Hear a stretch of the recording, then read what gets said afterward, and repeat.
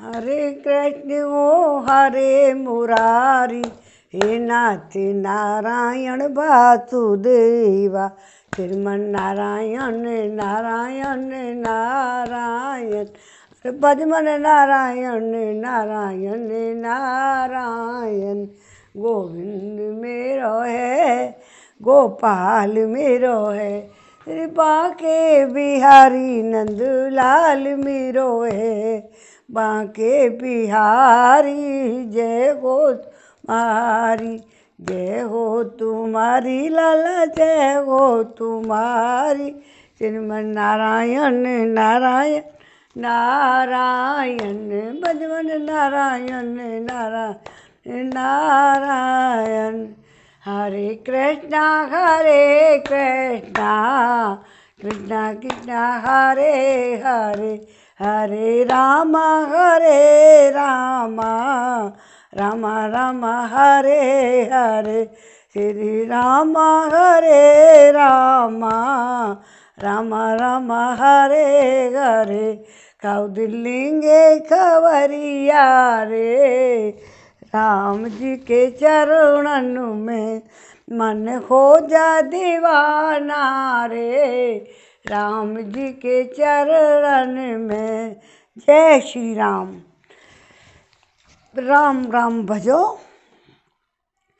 सीता सहित आज है छठा सर्ग। सीता सहित श्री राम का नियम परायण होना और हर्ष में भरे हुए पुरवासियों द्वारा नगर की सजावट, राजा के प्रति कृतज्ञता प्रकट करना तथा अयोध्यापुरी में जनपदवासी मनुष्यों की भीड़ का एकत्र होना। आज वैसे भी प्रतिपदा है, नवरात्रि स्थापना दिवस है। आज के दिन ही श्री राम का राजाभिषेक हुआ था, लेकिन अब राज्याभिषेक की घोषणा तो कर दी गई है, लेकिन राज्याभिषेक नहीं हो पाएगा। तो इसीलिए लेकिन जब भगवान को राज तिलक हुआ था श्री राम का, जब भी नवरात्रि की प्रथम प्रतिपदा ही थी। और इस दिन विक्रम संवत भी है, आज नया संवत है 2080। और आज ही के दिन युधिष्ठिर को भी राज तिलक हुआ था और विक्रमादित्य ने भी हुओं को भगा करके अपने राज की स्थापना की थी। आज के दिन ही विक्रमादित्य, जब से ही विक्रम संवत चला है, और 57 वर्ष पूर्व ईसा से ईस्वी चालू हुई ना, उससे पूर्व ये विक्रम संवत चालू होता है। तो जनपदवासी मनुष्यों की भीड़ का एकत्र होना में यह है कि प्रोज जी के चले जाने पर मन को संयम में रखने वाले श्री राम ने स्नान करके अपनी विशाल लोचना पत्नी के साथ श्री नारायण की उपासना आरंभ की। उन्होंने हविष्य पात्र को सिर झुकाकर नमस्कार किया और प्रज्वलित अग्नि में महान देवता शेषशाही नारायण की प्रसन्नता के लिए विधि पूर्वक उस हविष्य को आहुति दी। ऐसा माना जाता है कि यहाँ नारायण शब्द से श्री रंगनाथ जी की अर्चा मूर्ति अभिप्रेत है, जो कि पूर्वजों के समय से दीर्घकाल तक अयोध्या में उपास्य देवताओं के रूप में रही है। बाद में श्री राम जी ने यह मूर्ति विभीषण को दे दी, जिससे वह वर्तमान श्री रंग क्षेत्र में पहुंची। इसकी विस्तृत कथा पद्म पुराण में है। अब आगे, तत्पश्चात अपने प्रिय मनोरथ की सिद्धि का संकल्प लेकर उन्होंने उस यज्ञ से हविष्य का भक्षण किया और मन को संयम में रखकर मौन हो वे राजकुमार श्री राम विदेह नंदिनी सीता के साथ भगवान विष्णु के सुंदर मंदिर में श्री नारायण देव का ध्यान करते हुए वहाँ अच्छी तरह बिछी हुई कुश की चटाई पर सोए। जब 3 पहर बीतकर एक ही पहर रात शेष रह गई, तब वे चैन से उठ बैठे और उस समय उन्होंने सभा मंडप को सजाने के लिए सेवकों को आज्ञा दी। वहाँ सूत, मागध और बंदियों की श्रवण सुखद वाणी सुनते हुए श्री राम ने प्रातःकालिक संध्या उपासना की। फिर एकाग्रचित्त होकर वे जप करने लगे। तदंतर रेशमी वस्त्र धारण किए हुए श्री राम ने मस्तक झुकाकर भगवान मधुसूदन को प्रणाम और उनका स्तवन किया। इसके बाद ब्राह्मणों से स्वास्थ्य वाचन कराया। उन ब्राह्मणों का पुण्य हवाचन संबंधी गंभीर एवं मधुर घोष नाना प्रकार के वाद्यों की ध्वनि से व्याप्त होकर सारी अयोध्यापुरी में फैल गया। उस समय अयोध्यावासी मनुष्यों ने जब यह सुना कि श्री रामचंद्र जी ने सीता के साथ उपवास व्रत और आरंभ कर दिया है, तब उन सबको बड़ी प्रसन्नता हुई। सवेरा होने पर श्री राम के राज्याभिषेक का समाचार सुनकर समस्त पुरवासी अयोध्यापुरी को सजाने में लग गए। आज के दिन ही जिनके शिखरों पर श्वेत बादल विश्राम करते हैं, इन पर्वतों के समान गगनचुंबी देव मंदिरों, चौराहों, गलियों, देव वृक्षों, समस्त सभाओं को, अट्टालिकाओं, नाना प्रकार की बेचने योग्य वस्तुओं से भरी हुई व्यापारियों की बड़ी बड़ी दुकानों तथा कुटुंबी गृहस्थों के सुंदर समृद्धशाली भवनों में और दूर से दिखाई देने वाले वृक्षों पर भी ऐसी ऐसी ऊंची ध्वजाएं, पताकाएं लगाई गईं, उनमें पताकाएं फहराई गईं। उस समय वहाँ के जनता सब और नटों और नर्तकों के समूह तथा गाने वाले गायकों के मन और कानों तक सुख देने वाली वाणी सुनती थी। श्री राम की राज्याभिषेक का शुभ अवसर प्राप्त होने पर प्राय सब लोग चौराहों पर और घरों में भी आपस में श्री राम की राज्याभिषेक की ही चर्चा करते थे। घरों के दरवाजों पर खेलते हुए झुंड के झुंड बालक भी आपस में श्री राम के राज्याभिषेक की ही बातें कर रहे थे। पूर्ववासियों ने श्री राम के राज्याभिषेक के समय राजमार्ग पर फूलों की भेंट चढ़ाकर वहाँ सब ओर से धूप की सुगंध फैला दी। ऐसा करके उन्होंने राजमार्ग को बहुत ही सुंदर बना दिया। राज्याभिषेक होते होते रात हो जाने की आशंका से प्रकाश की व्यवस्था करने के लिए पूर्ववासियों ने सब ओर से सड़कों के दोनों तरफ वृक्षों की भांति अनेक शाखाओं से युक्त दीप स्तंभ खड़े कर दिए। इस प्रकार नगर को सजाकर श्री राम के युवराज पद पर अभिषेक की अभिलाषा रखने वाले समस्त पूर्ववासी चौराहों और सभाओं में झुंड के झुंड एकत्र हो वहाँ परस्पर बातें करते हुए महाराज दशरथ की प्रशंसा करने लगे। अहो, इक्ष्वाकु कुल को आनंदित करने वाले ये राजा दशरथ बड़े ही महात्मा हैं, जो कि अपने आप को बूढ़ा हुआ जानकर श्री राम का राज्याभिषेक करने जा रहे हैं।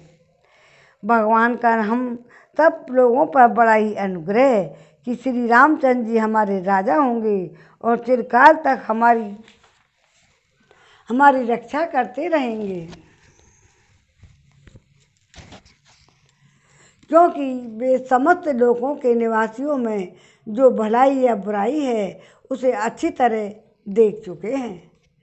श्री राम का मन कभी उद्यत नहीं होता। वे विद्वान, धर्मात्मा और अपने भाइयों पर स्नेह रखने वाले हैं। उनका अपने भाइयों पर जैसा स्नेह है वैसा ही हम लोगों पर भी है। धर्मात्मा एवं निष्पाप राजा दशरथ चिरकाल तक जीवित रहें, जिनके प्रसादों में हमें श्री राम राज्याभिषेक का दर्शन सुलभ होगा। अभिषेक का वृत्तांत सुनकर नाना दिशाओं में उस जनपद के लोग भी वहाँ पहुँचे थे। उन्होंने उपर्युक्त बातें कहने वाले पूर्ववासियों की सभी बातें सुनी। वे सबके सब श्री राम जी के राजाभिषेक के देखने के लिए अनेक दिशाओं से अयोध्यापुर में आए हुए थे।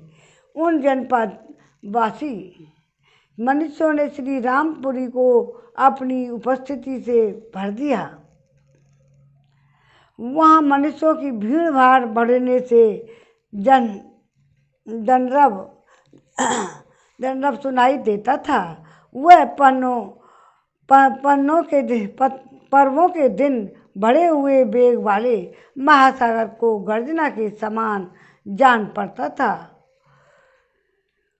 उस समय श्री राम के राजाभिषेक का उत्सव देखने के लिए पधारे हुए जनपदवासी मनुष्यों द्वारा सब प्रकार सब ओर से भरा हुआ था खचाखच।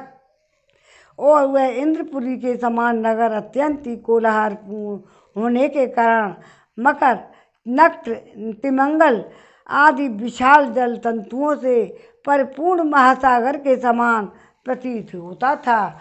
अब छठा सर्ग पूरा हुआ और सातवां सर्ग पढ़ेंगे। श्रीमन नारायण नारायण नारायण भजमन नारायण नारायण नारायण हरे रामा रामा रामा हरे हरे कब दिन लेंगे खबरिया रे। राम जी के चरण में मन हो जा दीवाना रे। राम जी के चरण में।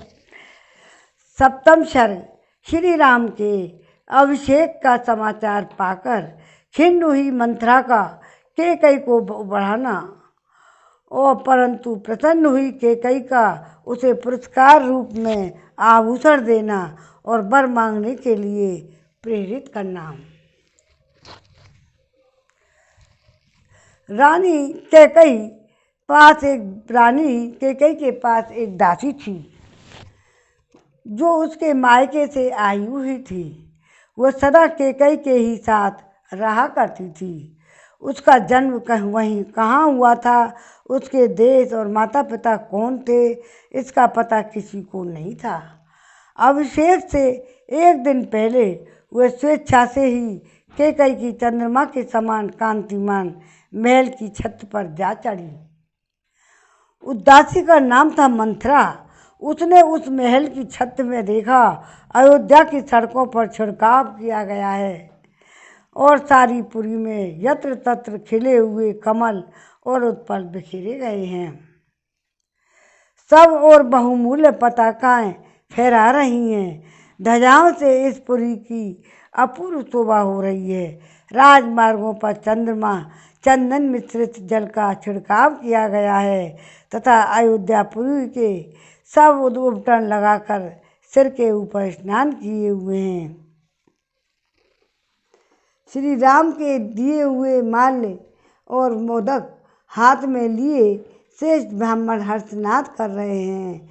ऐसा मंदिरों के दरवाजे चूने और बंजन आदि से लीपकर सफ़ेद एवं सुंदर बनाए गए हैं। सब प्रकार से बाजों की मनोहर ध्वनि हो रही है। अत्यंत हर्ष से भरे हुए हैं। मनुष्यों से आसपास परिपूर्ण है। सारा नगर परिपूर्ण हो गया है। चारों ओर वेद पाठकों की स्तुति ध्वनियाँ गूंज रही हैं। श्रेष्ठ हाथी घोड़ा हर्ष से उपयुक्त दिखाई देते हैं तथा गाय बैल प्रसन्न होकर रमा रहे हैं। जय श्री राम। सारे नगर निवासी हर्ष जनित रोमांचरी युक्त और आनंद मग्न हैं।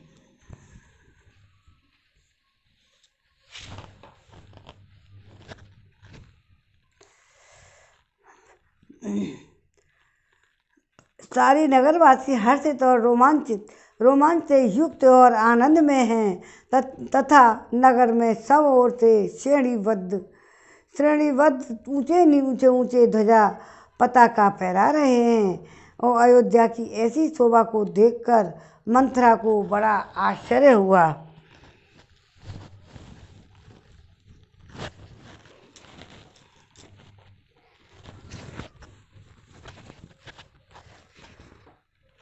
उसने पास के ही कोठे पर राम की धाय को बड़ी खड़ी देखा, जो उसके नेत्र प्रसन्नता से खिले हुए थे और शरीर पर पीले रंग की रेशमी साड़ी शोभा पा रही थी।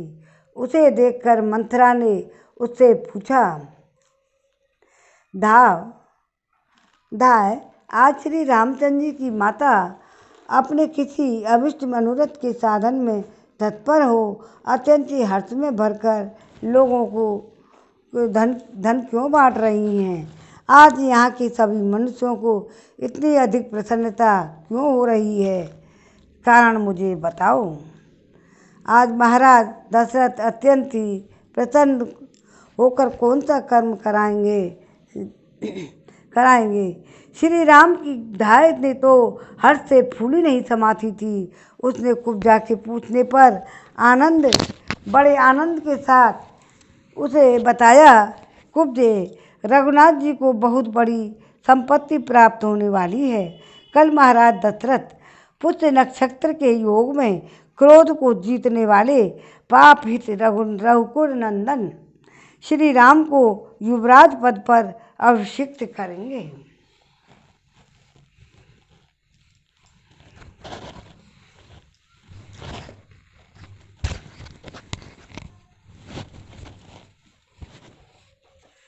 धाय का यह वचन सुनकर कुब्जा मन ही मन कोढ़ गई और उसे कैलाश शिखर की भांति उज्जवल एवं गगनचुंबी प्रसाद से तुरंत ही नीचे उतर गई। मंथरा के इसमें कैकई का अनिष्ट दिखाई देता था। वह क्रोध से जल रही थी। उसने महल में लेटी हुई कैकई के पास जाकर इस प्रकार कहा, मूर्खे, उठ, क्या सो रही है? तुझ पर बड़ा भारी भय आ रहा है। अरे, तेरे ऊपर विपत्ति का पहाड़ टूट पड़ा है, फिर भी तुझे अपनी इस दुर्वावस्था का बोध नहीं होता। तेरे प्रियतम तेरे सामने ऐसा आकार बनाए आते हैं मानो सारा सौभाग्य तुझे ही अर्पित कर देते हों, परंतु पीठ पीछे वे तेरा अनिष्ट करते हैं। तू उन्हें अपने में अनुरक्त जानकर सौभाग्य की दीन हाका करती है, परंतु जैसे ग्रीष्म ऋतु में नदी का प्रवाह सूखता चला जाता है, उसी प्रकार तेरा यह सौभाग्य अब अस्थिर हो गया है और तेरे हाथ से चला जाना चाहता है। इष्ट में भी अनिष्ट का दर्शन कराने वाली रोष भरी कुब्जा के इस प्रकार कठोर वचन कहने पर कैकई के मन में बड़ा दुख हुआ। वह उस समय कैकई राजकुमारी ने कुब्जा से पूछा, मंत्री, कोई अमंगल की बात तो नहीं हो गई? क्योंकि तेरे मुख पर विषाद छा रहा है और तू मुझे बहुत दुखी दिखाई दे रही है। मंथरा बातचीत करने में बड़ी कुशल थी। वह कैकई के मीठे वचन सुनकर और सो खिन्न हो गई। उसके प्रति उसकी अपनी हितेशता प्रकट करती हुई कुपित हो उठी और कैकई के मन में श्री राम के प्रति भेदभाव और विषाद उत्पन्न करती हुई इस प्रकार बोली, हे देवी, तुम्हारे सौभाग्य के महान विनाश का कार्य आरंभ हो गया है, जिसका कोई प्रतिकार नहीं है। कल महाराज दशरथ श्री राम को युवराज के पद पर अभिषिक्त कर देंगे। यह समाचार पाकर मैं दुख और शोक से व्याकुल हो अगाध भय की समुद्र में डूब गई हूँ।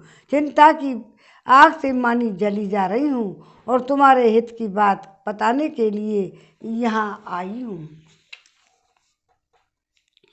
कैकई नंदिनी, यदि तुम पर कोई दुख आया तो उससे मुझे भी बड़े भारी दुखों में पड़ना होगा। तुम्हारी उन्नति में ही मेरी भी उन्नति है, इसमें संशय नहीं है।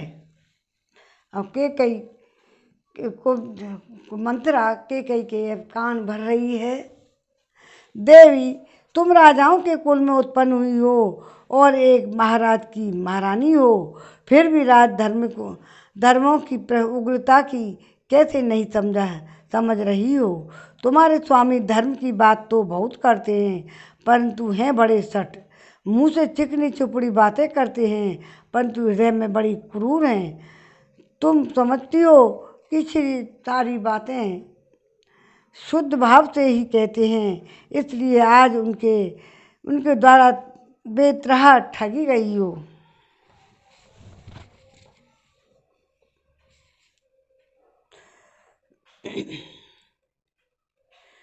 तो हे देवी, राजाओं में कुल में उत्पन्न हुई और एक महाराज की महारानी हो, फिर भी राज धर्मों की उग्रता में कैसे नहीं समझ रही हो।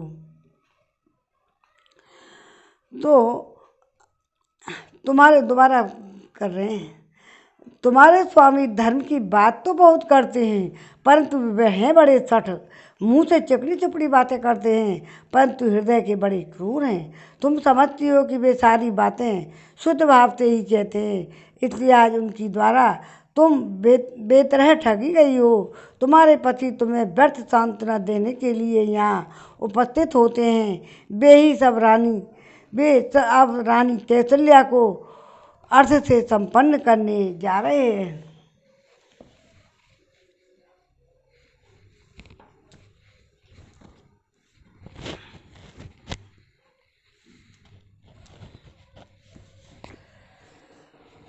उनका हृदय इतना दूषित है कि भरत को ही उन्होंने तुम्हारे मायके भेज दिया है और कल सवेरे ही अवध के निष्कंटक राज्य पर वे श्री राम का अभिषेक करेंगे।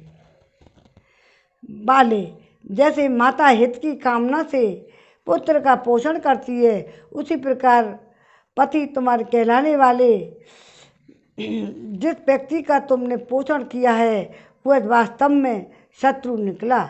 जैसे कोई अज्ञानवश सर्प को अपनी गोद में लेकर उसका लालन करे, उसी प्रकार तुमने उन सर्पवत बर्ताव करने वाले महाराज को अपने अंक में स्थान दिया है।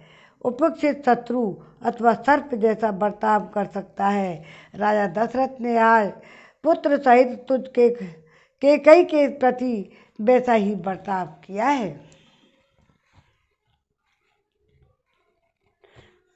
तुम सदा सुख भोगने के योग्य हो परंतु मन में पाप दुर्भावना रखकर ऊपर से झूठी सांत्वना देने वाले महाराज ने अपने राज्य पर श्री राम को स्थापित करने का विचार करके आज सारी संबंधियों सहित तुमको मानो मौत के मुख में डाल दिया है।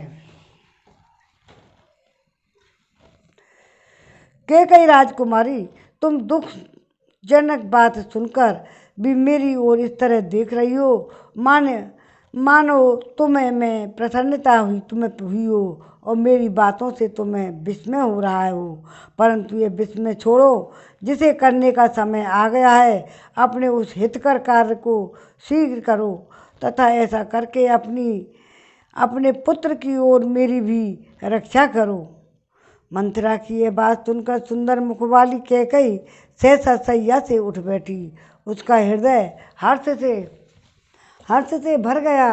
वह शरद पूर्णिमा के चंद्र मंडल की भांति उद्दीप्त हो उठी। कैकेयी मन ही मन अत्यंत संतुष्ट हुई और विस्मय विमुग्ध हो मुस्कुराते हुए उसने कुब्जा को पुरस्कार के रूप में एक बहुत सुंदर दिव्य आभूषण प्रदान किया। कुब्जा को वह आभूषण देकर हर्ष से भरी हुई रमण शिरोमणि कैकेयी ने पुनः मंत्रा से इस प्रकार कहा, हे मंथरे, ये तूने मुझे बड़ा ही प्रिय समाचार सुनाया है। तूने मेरे लिए जो यह प्रिय संवाद सुनाया इसके लिए मैं तेरा और कौन सा उपकार करूं। मैं भी राम और भरत में भेद नहीं समझती, अतः यह जानकर कि राजा श्री राम का अभिषेक करने वाले हैं मुझे बड़ी खुशी हुई है। ये मैं परम किंचद्यो वरम पुनः प्रियम प्रियाहे सुवंचम बच्चो अमृतम तथा हाव्योच ऋतुमत प्रियोत्तरम वरम वरम वेते पिदामी तम ब्रेणु। मंत्रे, तू मुझसे प्रिय वस्तु पाने के योग्य है। मेरे लिए श्री राम के अभिषेक संबंधी इस समाचार से बढ़कर कोई दूसरा प्रिय अमृत के समान मधुर वचन नहीं है कहा जा सकता। ऐसी परम प्रिय बात तुमने कही है अथय अब यह प्रिय संवाद सुनाने के बाद तू कोई श्रेष्ठ वर मांग ले, मैं उसे अवश्य दूंगी। और 7वां सर्ग भी पूरा हुआ, 8वां सर्ग पढ़ेंगे।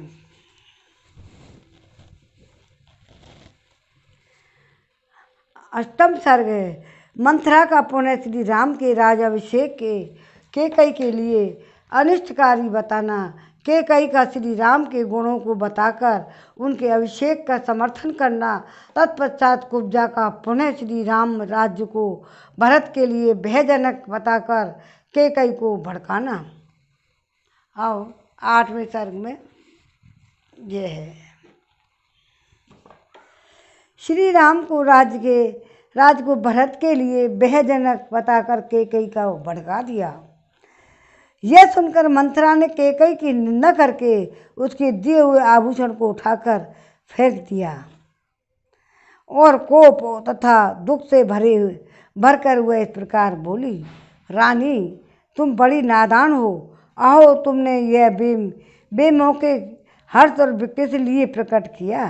तुम्हें शोक के स्थान पर प्रसन्नता कैसे हो रही है। अरे तुम शोक के समुद्र में डूबी हुई हो तो भी तुम्हें अपनी इस विपन्ना अवस्था का बोध नहीं हो रहा है। देख महान संकट में पड़ने पर जहाँ तुम्हें शोक होना चाहिए वहीं हर्ष हो रहा है। तुम्हारी ये अवस्था देखकर मुझे मन ही मन बड़ा कलेश सहन करना पड़ता है। मैं दुख से व्याकुल हुई जाती हूँ। मुझे तुम्हारी दुर्बुद्धि के लिए ही अधिक शोक होता है। अरे सौत का बेटा शत्रु होता है, वह सौतेली माँ के लिए साक्षात मृत्यु के समान है। भला उसके अम्बुदय का अवसर आया देख और बुद्धिमती स्त्री अपने मन में हर्ष मानेगी। यह राज्य भरत और राम दोनों के लिए साधारण भोग वस्तु है। इस पर दोनों का समान अधिकार है। इसलिए श्री राम को भरत से ही यही सोचकर मैं विषाद में डूबी जाती हूँ, क्योंकि भयभीत से ही भय प्राप्त होता है। अर्थात आज जिसे भय है वही राज्य प्राप्त कर लेने पर जब सबल हो जाएगा तब अपने भय हेतु उखाड़ फेंकेगा। महाबाहु लक्ष्मण संपूर्ण हृदय से श्री रामचंद्र जी के अनुगत हैं, वैसे लक्ष्मण श्री राम के अनुगत हैं। उसी तरह शत्रुघ्न भी भरत का अनुसरण करने वाले हैं। भामिनी उत्पत्ति के क्रम से श्री राम के बाद भरत का ही पहले राज्य पर अधिकार हो सकता है। अतः भरत से भय होना स्वाभाविक है। लक्ष्मण और शत्रुघ्न तो छोटे हैं, अतः उनके लिए राज प्राप्ति की संभावना दूर है। श्री राम समस्त शास्त्रों के ज्ञाता हैं, विशेषतः क्षत्रिय चरित्र राजनीति के पंडित हैं तथा समयोचित कर्तव्य का पालन करने वाले हैं।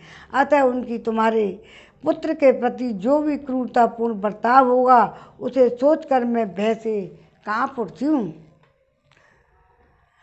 वास्तव में कौशल्या ही सौभाग्यवती है, जिनके पुत्र का कल पुष्य नक्षत्र के योग में श्रेष्ठ ब्राह्मणों द्वारा युवराज के महान पद पर अभिषेक होने जा रहा है। वे भूमंडल का निष्कंटक राज्य पाकर प्रसन्न होंगे, और क्योंकि वे राजा की विश्वास पात्र हैं और तुम दासी की भांति हाथ जोड़कर उनकी सेवा में उपस्थित हो जाओगी। इस प्रकार हम लोगों के बीच साथ तुम भी कौशल्या की दासी बनोगी। तुम्हारे पुत्र भरत को भी श्री रामचंद्र जी की गुलामी करनी पड़ेगी। श्री रामचंद्र जी के अंतःपुर की परम सुंदर स्त्रियाँ सीता देवी, उनकी सखियाँ निश्चय ही तुम बहुत प्रसन्न होंगी, और भरत के प्रभुत्व का नाश होने से तुम्हारी बहुएं शोकमग्न हो जाएंगी। मंत्रा को अत्यंत अप्रसन्नता के कारण इस प्रकार बहकी बातें करती देख देवी कैकेयी ने श्री राम के गुणों को ही प्रशंसा करते हुए कहा, हे कुब्जे, श्री राम धर्म के ज्ञाता, गुणवान, जितेंद्रिय, कृतज्ञ और सत्यवादी हैं और पवित्र होने के साथ ही साथ महाराज के ज्येष्ठ पुत्र हैं। अतः युवराज होने के योग्य वे ही हैं और वे दीर्घजीवी होकर अपनी भाइयों और भ्रातृयों का पिता की भांति पालन करेंगे। कुब्जे, उनके अभिषेक की बात सुनकर तू इतनी जल क्यों रही है? श्री राम की राज प्राप्ति की 100 वर्ष बाद नरश्रेष्ठ भरत को भी निश्चय ही अपने पितामहों का राज मिलेगा। मंत्रे, ऐसे अभ्युदय की प्राप्ति के समय जबकि भविष्य में कल्याण ही कल्याण दिखाई दे रहा है, तू इस प्रकार जलती हुई सी संतप्त क्यों हो रही है? मेरे लिए जैसे भरत आदर के पात्र है, वैसे ही बल्कि उनसे भी बढ़कर श्री राम हैं, क्योंकि वे कौशल्या से भी बढ़कर मेरी बहुत सेवा किया करते हैं। श्री राम को राज मिल रहा है तो उसे भरत को मिला हुआ है समझ, क्योंकि श्री रामचंद्र जी अपने भाइयों को भी अपने ही समान समझते हैं। कैकेयी की यह बात सुनकर मंत्रा को बड़ा दुख हुआ। वह लंबी और गर्म सांस खींच कर कैकेयी से बोली, रानी, तुम मूर्खतावश अनर्थ को ही अर्थ समझ बैठी हो। तुम्हें अपनी स्थिति का पता नहीं है। तुम दुख के उस महासागर में डूब रही हो जो शोक, इष्ट से वियोग की चिंता और व्यसन अनिष्ट की प्राप्ति के दुख से महान विस्तार को प्राप्त हो रहा है। कैकेयी राजकुमारी, जब तुम रामचंद्र राजा हो जाएंगे तब उनके बाद उनका तो पुत्र होगा, उसी को राज मिलेगा। भरत तो राज परंपरा से अलग हो जाएंगे। भामिनी राजा के सभी पुत्र राज सिंहासन पर नहीं बैठते। यदि सबको बिठा दिया जाए तो बड़ा भारी अनर्थ हो जाए। परम सुंदरी कैकेयी नंदिनी, इसलिए राजा लोग राजकाज का भार ज्येष्ठ पुत्र पर ही रखते हैं। यदि ज्येष्ठ पुत्र गुणवान न हो तो दूसरे गुणवान पुत्र को भी राज सौंप देते हैं। पुत्र वत्सल्य, तुम्हारा पुत्र राज्य के अधिकार से तो बहुत दूर हटा ही दिया जाएगा। वह अनाथ की भांति समस्त सुखों से भी वंचित हो जाएगा।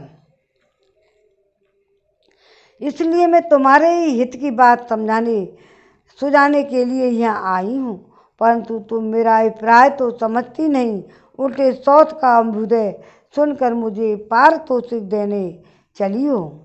याद रखो, यदि श्री राम को निष्कंटक राज मिल गया तो वे भरत को अवश्य ही इस देश से बाहर निकाल देंगे अथवा उन्हें परलोक में भी पहुंचा सकते हैं। छोटी अवस्था में ही तुमने भरत को मामा के घर भेज दिया है और निकट रहने से सौहार्द उत्पन्न होता है। यह बात स्थावर योनियों में भी देखी जाती है।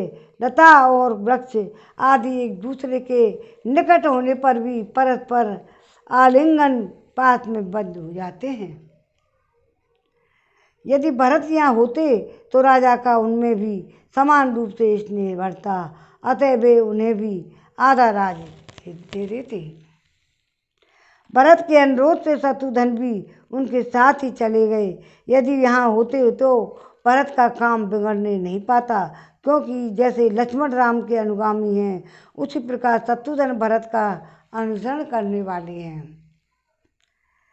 सुना जाता है कि जंगल की लकड़ी बेचकर जीविका चलाने वाले कुछ लोगों ने किसी वृक्ष को काटने का निश्चय किया, परंतु वह वृक्ष कटीली झाड़ियों से भरा हुआ था, इसलिए उसे काट नहीं सके। इस प्रकार उन कटीली झाड़ियों ने निकट रहने के कारण उस वृक्ष को महान भय से बचा लिया। सुमित्रा कुमार लक्ष्मण श्री राम की रक्षा करते हैं और श्री राम उन दोनों का उत्तम भ्रातृ प्रेम दोनों अश्विनी कुमारों की भांति तीनों लोकों में प्रसिद्ध है। इसलिए श्री राम लक्ष्मण का तो किंचित भी अनिष्ट नहीं करेंगे, परंतु भरत का अनिष्ट किए बिना वे नहीं रह सकते, इसमें संशय नहीं है। अतः श्री रामचंद्र महाराज के महल से ही सीधे वन को चले जाएं, मुझे तो यही अच्छा जान पड़ता है और इसी में तुम्हारा परम हित है। यदि मेरा धर्मानुसार अपने पिता का राज्य प्राप्त कर लेंगे तो तुम्हारा और तुम्हारे पक्ष के अन्य सब लोगों का भी कल्याण होगा। सौतेला भाई होने के कारण जो श्री रामचंद्र जी का सहज शत्रु है, वह सुख भोगने के योग्य तुम्हारा बालक भरत राज्य और धन से वंचित हो गया है। हो राज्य पाकर समृद्धशाली बने हुए श्री राम के बस में पड़कर कैसे जीवित रहेगा।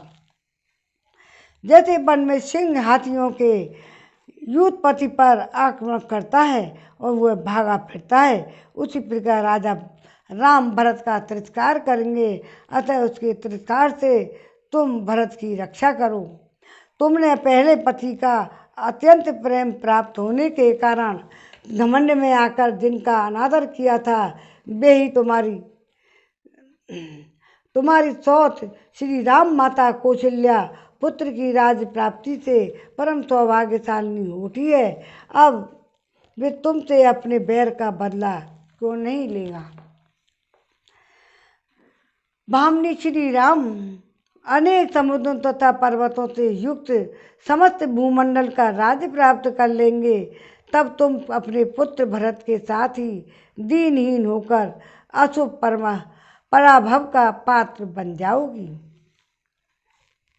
याद रखो, जब श्री राम इस पृथ्वी पर अधिकार प्राप्त कर लेंगे, तब निश्चय ही तुम्हारे पुत्र भरत निश्चय प्राप्त हो जाएंगे। और अतः ऐसा कोई उपाय सोचो जिससे तुम्हारे पुत्र को तो राज्य मिले और शत्रुभूत श्री राम का वनवास भी हो जाए।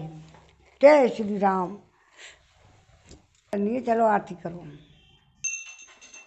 आरती श्री रामायण जी की कीरत कलित ललित सियपी की। आरती श्री रामायण जी की कीरत ललित कलित सियपी की।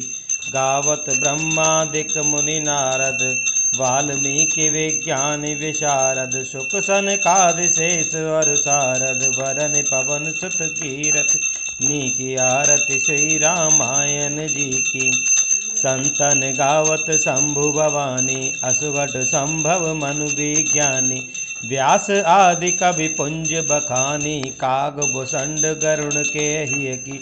आरती श्री रामायण जी की कीरत कलित ललित सियपी की।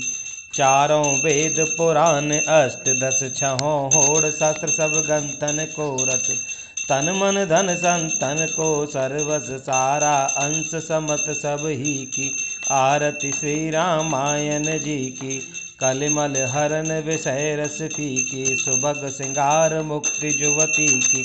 हरिन रोग भव भूरि अमी की। तात मात सब तुलसी की। आरती श्री रामायण जी की कीरत कलित ललित सियपी की।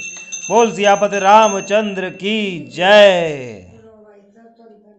जय।